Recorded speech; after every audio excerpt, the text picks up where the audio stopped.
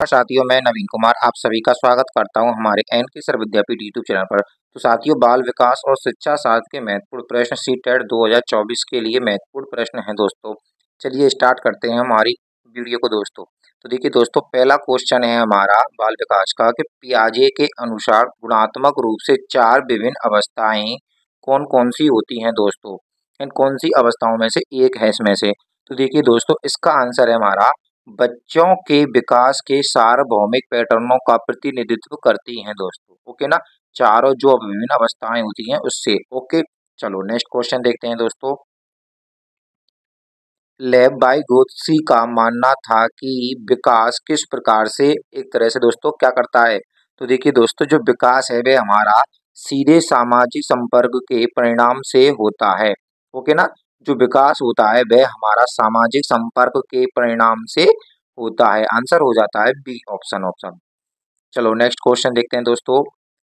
निम्नलिखित में से कौन सी पियाजे के संज्ञानात्मक विकास के सिद्धांत की सीमा है दोस्तों।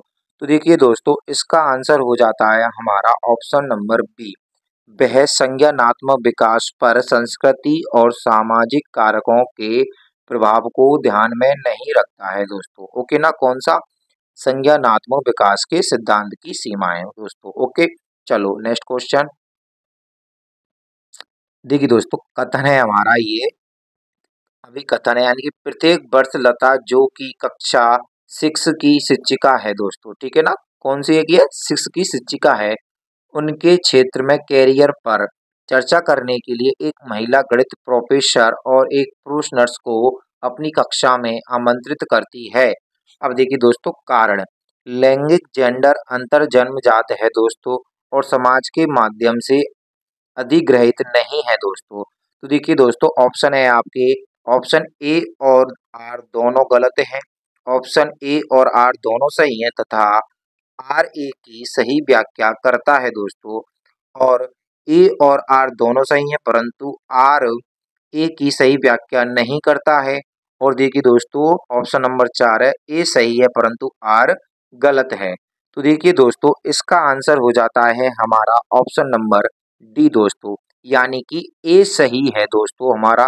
ठीक है ना, यानी ये वाला ऑप्शन तो सही है परंतु आर गलत है दोस्तों। ठीक है ना, ये क्या है हमारा आर गलत है दोस्तों। ओके, चलिए नेक्स्ट क्वेश्चन। निम्नलिखित में से कौन सा प्रश्न बच्चों के समालोचनात्मक व रचनात्मक चिंतन को बढ़ावा देता है दोस्तों। ठीक है ना, कौन सा प्रश्न पूछा गया इसमें। तो देखिए दोस्तों, इसका आंसर हो जाता है हमारा ऑप्शन नंबर डी दोस्तों। ओके ना, पानी के बचाव के लिए सबसे अच्छा तरीका कौन सा हो सकता है और क्यों दोस्तों। ओके ना, ये वाला प्रश्न सबसे अच्छा है इसमें। ओके, चलिए नेक्स्ट क्वेश्चन देखते हैं दोस्तों। समावेशी शिक्षा में क्या शामिल है दोस्तों। तो देखिए दोस्तों, जो समावेशी शिक्षा होती है दोस्तों, उसमें व्यक्तिगत इंट्रो यानी कि खुद का परिचय, पहचान के परिणाम स्वरूप पाठक चर्चा में लचीलापन दोस्तों। ठीक है ना, इसका आंसर ये हो जाता है। चलिए अगला क्वेश्चन देखते हैं दोस्तों। समालोचनात्मक चिंतन में प्रमाण की क्या भूमिका होती है दोस्तों। प्रमाण यानी देते हैं ना साक्ष्य, तो इसकी क्या भूमिका है। तो देखिए दोस्तों, इसका आंसर हो जाता है हमारा प्रमाण का तार्किक और सुनियोजित रूप से मूल्यांकन किया जाना चाहिए दोस्तों। ओके ना, इसका ये वाला आंसर हो जाता है। चलिए नेक्स्ट क्वेश्चन देखते हैं दोस्तों। कथन देखिए दोस्तों दोबारा से ध्यान से। अभिकथन है हमारा बच्चों में संज्ञानात्मक विकास पर भाषा की प्रभाव पर जीन पियाजे और लेव वाइगोत्स्की के दृष्टिकोण में बनता है दोस्तों। ठीक है ना, अब देखिए दोस्तों, कारण कारण क्या है। खोज अधिगम में शिक्षक अवसर प्रदान करता है और विद्यार्थी स्वयं जानकारी प्राप्त करने के लिए उन्मुक्त होते हैं। ऑप्शन हो जाते हैं दोस्तों आपके ए और आर दोनों सही या गलत। सॉरी दोस्तों, दोनों की दोनों गलत हैं। और फिर देखिए दोस्तों, ए और आर दोनों सही हैं और ए आर की यानी ए सॉरी दोस्तों, आर ए की सही व्याख्या करता है। ए और आर दोनों सही हैं परंतु आर ए की सही व्याख्या नहीं करता है। और ए सही है परंतु आर गलत है दोस्तों। तो देखिए दोस्तों, इसका आंसर हो जाता है हमारा ऑप्शन नंबर सी दोस्तों, ठीक है ना। ए और आर दोनों सही हैं, परंतु आर ए की सही व्याख्या नहीं करता है दोस्तों। ओके, चलो नेक्स्ट क्वेश्चन देखते हैं दोस्तों। फिर से कथन है दोस्तों, अभिकथन बच्चों के बीच विकासनात्मक दरों में अधिक विभिन्नताएं मौजूद होती हैं। कारण देखिए दोस्तों, विकासनात्मक अंतर अनुनासिक, अनुवांशिक और अनुभवात्मक विविधताओं की जटिल अंतःक्रिया का एक अनिवार्य परिणाम है दोस्तों। तो देखिए दोस्तों, इसके ऑप्शन है ए और आर दोनों गलत हैं, ए और आर दोनों सही हैं, तथा आर ए की सही व्याख्या करता है, यानी व्याख्या है दोस्तों। ए और आर दोनों सही है, परंतु आर ए की सही व्याख्या नहीं है। ए सही है परंतु आर गलत है। तो देखिए दोस्तों, इसका आंसर हो जाता है हमारा ऑप्शन नंबर टू दोस्तों। ए और आर दोनों सही है तथा आर ए की सही व्याख्या है दोस्तों। चलिए नेक्स्ट क्वेश्चन देखते हैं दोस्तों। भाई बहन के रिश्ते या रिश्तों में दोस्तों एक तरह से क्या होगा, ये क्वेश्चन हो जाता है। तो देखिए दोस्तों, इसके ऑप्शन देखो आपको दिखाई दे रहे हैं, इसमें से आपको आंसर देना है। तो देखिए दोस्तों, इसका आंसर हो जाता है आपका ऑप्शन नंबर चार, ठीक है ना। माता पिता और साथियों के साथ संबंधों में भिन्न होते हैं और बाल्यावस्था में सामाजिक, यानी सामाजिक कान में महत्वपूर्ण भूमिका निभाते हैं दोस्तों। ओके, चलिए नेक्स्ट क्वेश्चन। निम्नलिखित कथन में विकास के किस सिद्धांत को दर्शाया गया है दोस्तों। तो देखिए दोस्तों, कथन है हमारा, जो बच्चे अपने शुरुआती वर्षों में भाषा सीखने के लिए अनुकूल वातावरण से वंचित रहते हैं दोस्तों, उन्हें बाद में जीवन में भाषा चुनने में थोड़ी कठिनाई होती है दोस्तों। ये आपके ऑप्शन है दोस्तों, इसमें से आपको आंसर देना है। तो देखिए दोस्तों, इसका आंसर हो जाता है ऑप्शन नंबर सी हमारा, भाषा और अनुभूति जटिल रूप से परस्पर संबंध हैं दोस्तों। ओके, नेक्स्ट क्वेश्चन देखते हैं दोस्तों। कथन है दोस्तों हमारा, शिक्षकों को संकल्पना को मजबूत करने के लिए विद्यार्थियों को अपने स्वयं के संकल्पना की अवधारणा और गैर उदाहरण की पहचान करने के लिए कहना चाहिए दोस्तों, ठीक है ना। ये कथन हो जाता है। अब है आपका कारण, क्यों कहना चाहिए ऐसा। उदाहरण के बारे में, सोने से संकल्पना को मजबूत किया जाता है, जबकि गैर उदाहरण विद्यार्थियों को भ्रमित करते हैं दोस्तों। तो देखिए दोस्तों, इसका आंसर क्या होगा। तो देखिए दोस्तों, आपके ऑप्शन दिखाई दे रहे हैं, इसका आंसर है दोस्तों हमारा ऑप्शन नंबर चार दोस्तों। ए सही है परंतु आर बिल्कुल गलत है दोस्तों। ओके ना, ये वाला तो सही है परंतु ये वाला गलत है। नेक्स्ट क्वेश्चन देखते हैं दोस्तों।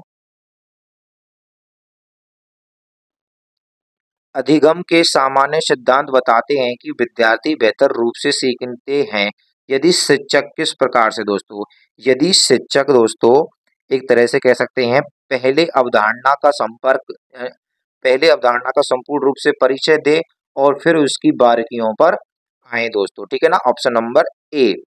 चलिए नेक्स्ट क्वेश्चन।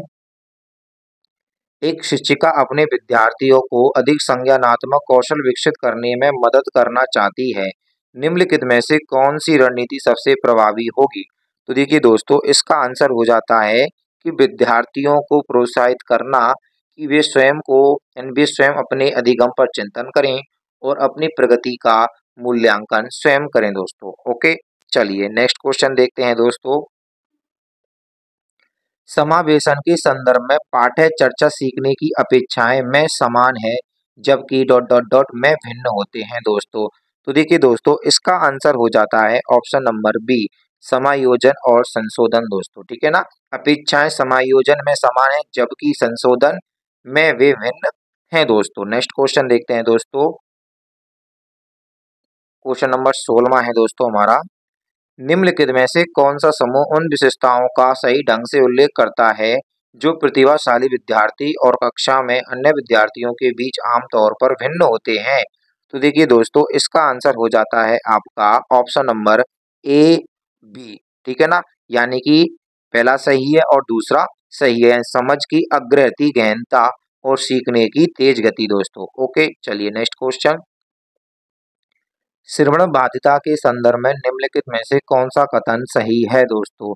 देखिए दोस्तों, इसका आंसर हो जाता है हमारा ऑप्शन नंबर डी, श्रवण बाधिता बच्चों के प्रभावी ढंग से संवाद करने की क्षमता को प्रभावित कर सकती है दोस्तों। ओके, चलिए नेक्स्ट क्वेश्चन देखते हैं दोस्तों। संरचनावादी सिद्धांतकारों के अनुसार निम्नलिखित में से कौन सा कथन सही नहीं है? तो देखिए दोस्तों, इसका आंसर हो जाता है हमारा ऑप्शन नंबर ए, प्रभावी अधिगम सुनिश्चित करने के लिए शिक्षार्थी को बाहरी रूप से प्रेरित करने की आवश्यकता है दोस्तों। ओके, चलिए नेक्स्ट क्वेश्चन देखते हैं दोस्तों। जटिल समस्याओं से जूझ रहे अमन की समस्या समाधान कौशल विकसित करने में एक शिक्षक की किस प्रकार मदद कर सकता है दोस्तों? तो देखिए दोस्तों, इसका आंसर हो जाता है हमारा ऑप्शन नंबर डी, उसे मंथन करने और विचार उत्पन्न करने के लिए प्रोत्साहित करके दोस्तों। ओके, चलिए नेक्स्ट क्वेश्चन देखते हैं दोस्तों। बोध आधारित शिक्षण का अंतर्निहित यह विश्वास है कि दोस्तों, इसका आंसर हो जाएगा हमारा, ऐसा करने के लिए एक सुविधाजनक वातावरण प्रदान किए जाने पर शिक्षार्थी का निर्माण कर सकते हैं दोस्तों। ओके चलो नेक्स्ट क्वेश्चन। माध्यमिक कक्षाओं में अधिगम के लिए एक अनुकूल कक्षा का वातावरण पर केंद्रित होता है। तो देखिए दोस्तों, इसका आंसर हो जाता है सहकारी अधिगमन दोस्तों। ठीक है ना। चलिए नेक्स्ट क्वेश्चन। वह विद्यार्थी जो पठन वैकल्य से जूझ रहे हैं को पढ़ना सिखाया जा सकता है दोस्तों, किस प्रकार से?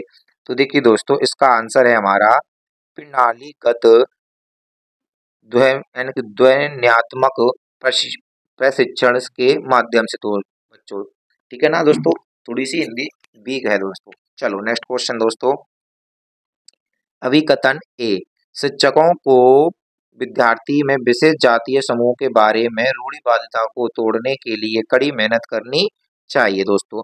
अब देखिए कारण कि क्यों करनी चाहिए। शिक्षा का एक मुख्य या प्रमुख उद्देश्य विद्यार्थियों को समालोचनात्मक आत्मचिंतन के लिए प्रोत्साहित करना है दोस्तों। ठीक है, अब देखिए ये उसके आपके 4 ऑप्शन दिए हुए हैं दोस्तों, इसमें से आपको आंसर देना है।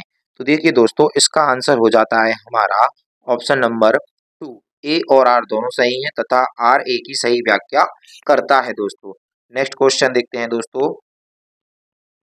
महारत, निपुणता, लक्ष्य और प्रदर्शन करने में क्या अंतर है दोस्तों? ठीक है ना। तो देखिए दोस्तों, इसका आंसर क्या हो सकता है? देखिए, इसका आंसर है दोस्तों हमारा ऑप्शन नंबर सी दोस्तों। ठीक है ना, कौन सा है? सी।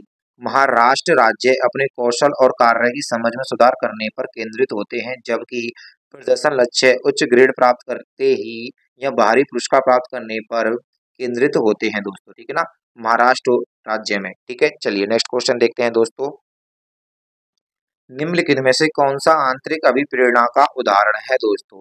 तो देखिए दोस्तों, इसका आंसर हो जाता है हमारा ऑप्शन नंबर सी दोस्तों, व्यक्तिगत आनंद के लिए वाद्य यंत्र बजाना दोस्तों। ओके, चलिए नेक्स्ट क्वेश्चन। एक प्रगतिशील कक्षा में विद्यार्थी दोस्तों, ठीक है ना, ये इसके कूट हो जाते हैं, आंसर देना है आपको। तो देखिए दोस्तों, इसका आंसर हो जाता है बी सी डी, यानी कि दोस्तों पहला दूसरा सही है, तीसरा सही है, चौथा सही है, पहला गलत है दोस्तों। ओके ना, इसका पहला आंसर सही है, यानी कि पुल्लिंग या स्त्रीलिंग होने से जुड़ी अपेक्षाओं को कहा जाता है और इन्हें सीखा जाता है दोस्तों, किस प्रकार से? तो देखिए दोस्तों, इसका आंसर हो जाता है जेंडर भूमिकाएं बाल्यावस्था की सभी अवस्थाओं से लेकर वयस्कता में भी होती हैं दोस्तों। ओके, चलिए नेक्स्ट क्वेश्चन। लॉरेंस कोहलबर्ग के सिद्धांत की आलोचना कैरल गिलिगन द्वारा की गई है दोस्तों। तो देखिए दोस्तों, इसका आंसर हो जाता है नैतिक तर्क में लैंगिक विभिन्नता की अपेक्षा करने के लिए की गई है दोस्तों। ओके, चलिए नेक्स्ट क्वेश्चन। बुद्धि के संदर्भ में निम्नलिखित में से कौन सा दृष्टिकोण से जातियों के बीच विविधता के सम्मानपूर्ण विचार का समर्थन करता है? तो देखिए दोस्तों, इसका आंसर हो जाता है बुद्धि बहुआयामी है और समय के साथ बदल सकती है दोस्तों। ओके, चलिए लास्ट क्वेश्चन है दोस्तों ये हमारा। निम्नलिखित में से किसने सामान्य बुद्धि की अवधारणा की आलोचना की और बुद्धि का एक वैकल्पिक सिद्धांत प्रस्तुत किया दोस्तों? तो देखिए दोस्तों, इसका आंसर हो जाता है हमारा option number C, Harvard Gardner दोस्तों। ठीक है ना। चलिए, तो दोस्तों इसी प्रकार से पढ़ने के लिए हमारे चैनल को सब्सक्राइब कीजिए, अपने दोस्तों के साथ वीडियो को शेयर कीजिए। अगर वीडियो आपको अच्छी लगी है दोस्तों, तो प्लीज लाइक कमेंट जरूर कर देना है, जिससे कि हम आपके लिए इसी प्रकार की और बेहतरीन वीडियो ला सकें दोस्तों। धन्यवाद दोस्तों।